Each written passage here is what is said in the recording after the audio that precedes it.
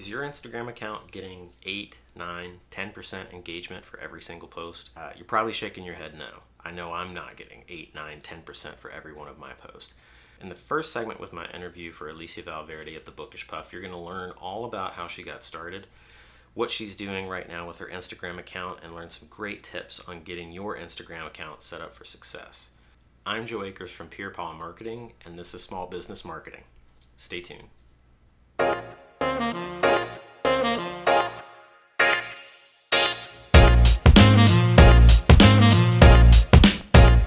I am with Alicia Valverde. Alicia has a blog called The Bookish Puff, and I'm talking with her today because she has a really great following on social media, and it's something that I think is going to be very interesting for folks to hear about because of the type of posts and the type of content that she puts out and the interactions that she does have with everybody. But we're going to talk all about that stuff. But first, Alicia, I kind of want you to tell me about the Bookish Puff and what it's all about and just kind of lay it all out for us. Yeah, absolutely. So I work with various authors, publishers, people in the publishing realm to help promote books and review their books. And I do that through creating I call it meaningful social media content. So I do post reviews, but I also try to sprinkle in basically everything in between. So I have a really fun series on my blog called A Book in a Bite. I share recipes inspired by books I read. I also do author interviews, and I just this past November started picking up writing. So I am now adding to the Rolodex of all things publishing. I'm adding in writing into the mix, and just sort of everything in between. How long has your blog been in existence? And did it start out as the blog itself, thebookishpuff.com? It really all started out when my friends in real life would always come to me because I'm a huge reader. I've been a huge reader my whole life, and they'd always come to me and say, well, what are you reading? Or have you read this book? What do you think of this book? And I thought, well, I'm just going to start a page where I can share what I've been reading, what I've been loving recently, and I can just direct all of my friends who constantly send me messages on Instagram to that page, and they can go check it out. And I started that in 2018 officially, my first post. And it started off with just the Instagram, and then I decided I wanted to, some books they deserve a little bit of a longer review than what you can just fit onto Instagram. So I started the blog, and it just sort of has grown from there into what it is today. So that's really actually interesting. I did not know that you started the Bookish Puff on Instagram itself. Mm-hmm. So you started it on the Instagram account first and then started the actual website with the blog. For me at the time, I didn't think it was going to grow into what it is today, and that I would be able to have the amazing experiences and opportunities that I do now. It really, truly was I'm really sick of everybody sending me messages all the time of what was that book you were talking about the other day? Or do you have any recommendations for somebody who likes X, Y, and Z? So I was I'm just going to create a separate Instagram from my personal one, just so that way it's for people who follow my personal account who aren't into the book stuff, they wouldn't get sick of me posting it all the time. And the people who were interested in it could just go over there and easily find things I was talking about on my stories or on posts, and just be oh, okay, that's it. But yeah, I mean, it grew quickly and it's still growing, and I feel really lucky to do all the cool stuff I get to do now. With that being said, let me ask you the question. I know for a fact that you had said that you work with publishers and you work with authors. And I also know that you do some sort of, would you call it influencer type things? I know for a fact that you and I both have a love of coffee, an extreme love of coffee, and we both are fans of Dunkin' Donuts, and you've actually done some work with them. What did that begin from Instagram itself? Is that where most of your contact for that sort of thing comes from? Yeah, it certainly does. I really try to, like I said, there's sort of the everything that's in between that comes with books and reading. And I've been contacted by several different companies to see if I'd be willing to like promote their products in exchange for like they'll give me the product to review and just, they'll give it to me for free, but they expect an honest review. I never take anything that I don't genuinely love. And I don't post about anything that I genuinely love. Like I genuinely love Duncan. And when they emailed me and were like, hey, do you want to do giveaways and want to collab on this? And I actually just signed with them for a year-long contract to do like various promotions throughout the year. And I'm like thrilled to. I'm already posting about them. Yeah. And the fact that they're like, okay, we'll give you some gift cards. We appreciate the love. I'm like, this face right here is the jealous face that I have, because I would certainly love a year-long contract to talk about Dunkin' Donuts. So that's really awesome. But I also think it's important for folks watching this to understand too, that you are very clear on the website. You're very clear about how any of these reviews or partnerships work. And you are very clear about, I will only do it if I'm doing an honest review, and et cetera, et cetera. So everyone is very clear when they contact you, or you can at least direct them to that, of what the parameters for you to do that are, right? Exactly. Yeah. I try to make it really transparent to both the companies I'm working with and my followers that whatever I'm receiving, whether it's a book, a product, and anything in general, a lot of the times I try to follow the rule. If it's something I genuinely like had an issue with, or I really didn't like it, I try to give the courtesy of emailing that company or emailing the product or the author, whoever, just being like, I super appreciate you sharing this with me, but here are the issues I had and here's why. Yeah. And I'm not gonna put this out here because I don't believe in like trashing anything unless it's like truly deserved. But I will definitely reach out to the companies first and let them know what's going on. And then when I do share with my followers, if it's like I'm feeling meh about a book or I'm feeling meh about a product, I'll let them know. I'll say, listen, this is how I felt, and take it with a grain of salt, but it's my honest feelings and thoughts.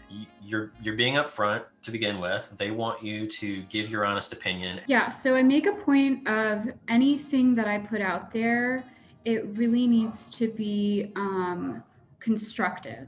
Yeah. I don't really believe in trashing any author, or it's really like these authors take so much time and effort and energy, and even if you didn't relate to the story or love the story, there's going to be people out there that do.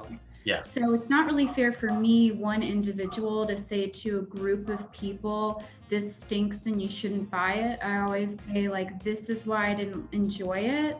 But if you like this sort of story, then I think this could work for you. And I always encourage people to pick it up, try it out, and form an opinion of their own. Because that's what I was thinking the whole time when I asked you that first question was, you're kind of the courtesy of talking to the author and saying, I wasn't a big fan of it and this is why. But when you actually put it out there, you explain constructively why it is that and that gives everybody the opportunity to, make their own decisions about it, as opposed to just kind of advocating for, not even bothering with it. Because like you said, and that goes for just pretty much everything, is that there are people who are going to like something. Just because you don't like it doesn't mean everyone won't like it. So I think that the effort that you make to put that out there and to provide that value is really great.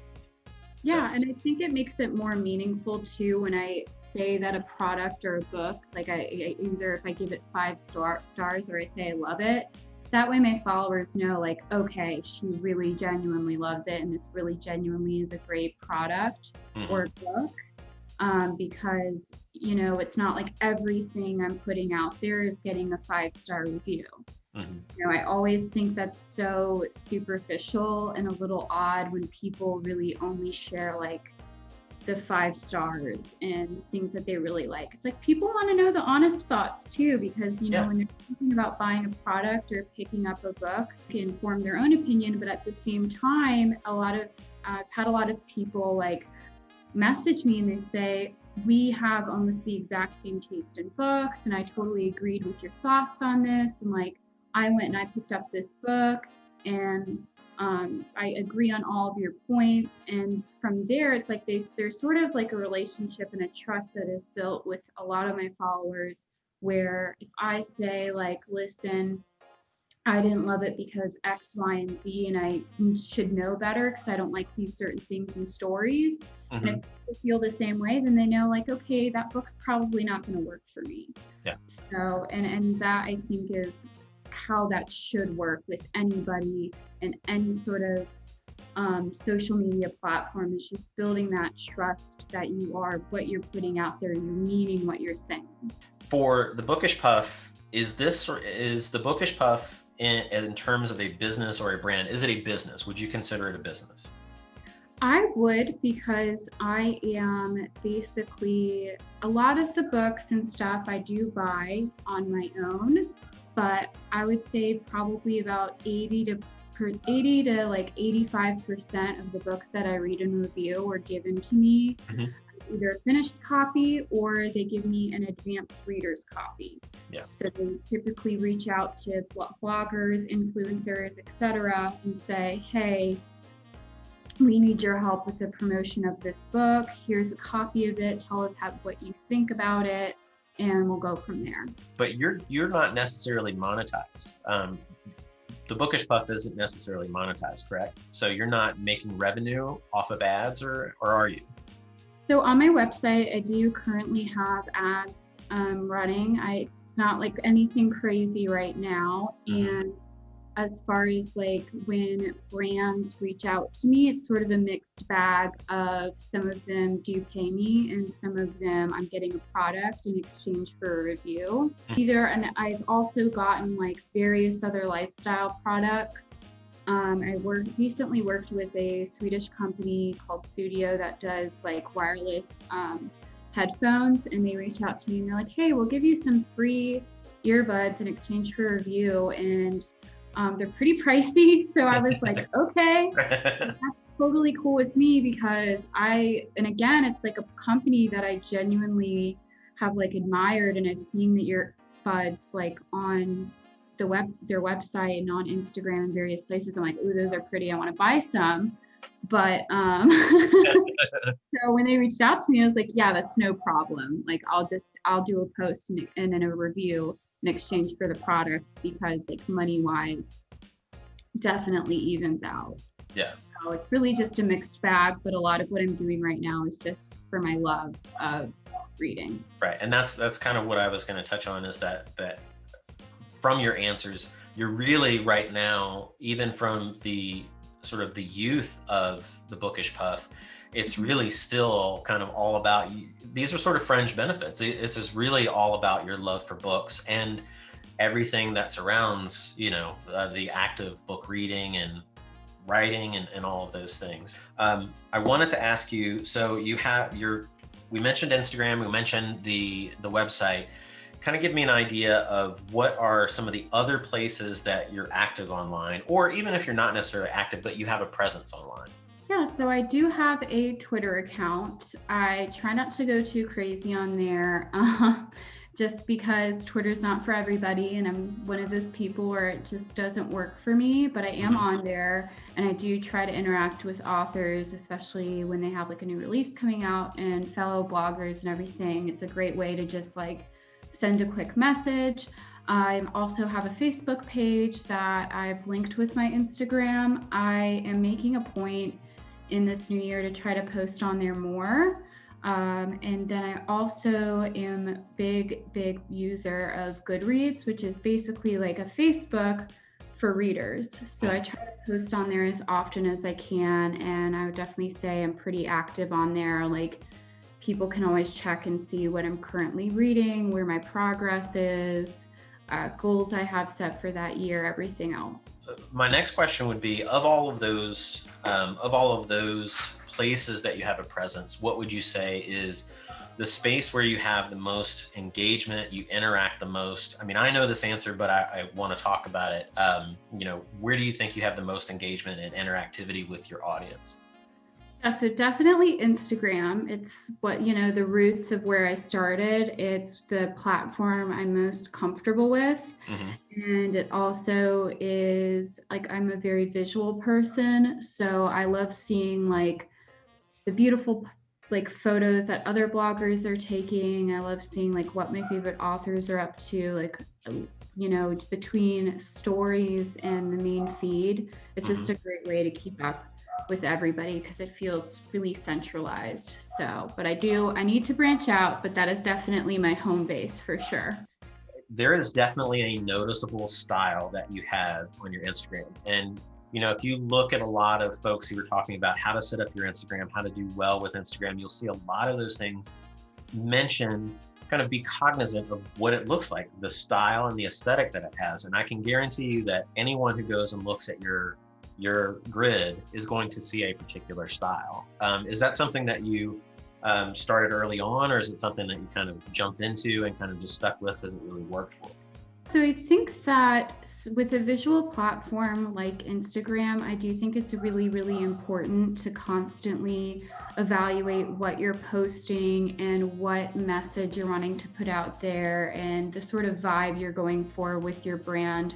Like no matter who you are or what your business is, what your blog is, I think that's really important.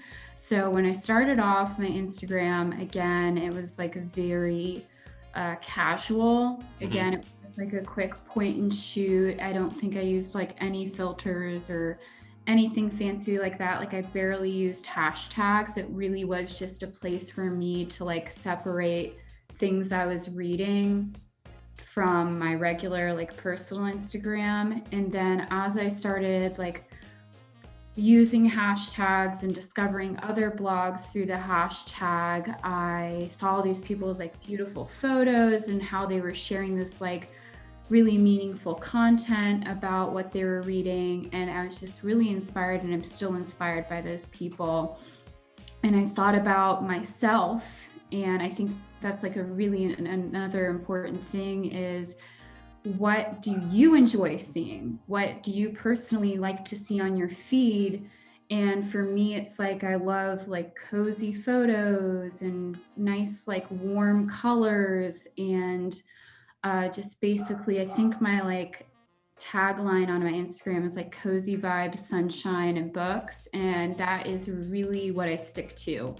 And I've sort of gotten really comfortable with that. And so a lot of my photos, it's going to be like, yeah, I'm posting about books, but there's also like, you can tell it's my personal touch, and there's little snippets of me throughout it. And Mm-hmm. I think that not only does it make an aesthetically beautiful grid to look at, but it also lets people, when they come to my page, really know like who I am and what I'm about and Mm-hmm. what the type of style and books I read and everything. I also think that it really gives your audience, or people who like kind of stumble across your page who aren't quite your audience or your fans yet, it really gives them an experience. It gives them a definite, like you said, it gives you a very cozy vibe.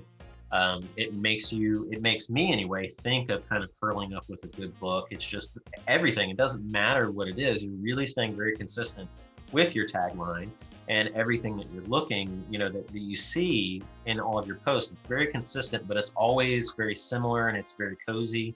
And it gives you sort of that sense of an experience of what you can expect with your account. No, you're absolutely right. I tell everybody that you're basically the upper area of when you go onto my page. So it's like my photo, my tagline, my highlights, and then maybe the first 3 images of my feed. I always tell people that's like your business card that you're handing to people that come to visit your page. You're like, here's who I am, what I'm about, and sort of what to expect from my feed. And it's pretty like right off the bat, like all in this day and age, people are so like, the attention span is so short that you hop to somebody's page, and if you look and you don't like what you see, you're gone. Like you care less about their captions or like what else they're saying, because most people don't even get that far. Mm-hmm. So I really try to create something where people are going to look at my page, go, oh, this is really pretty,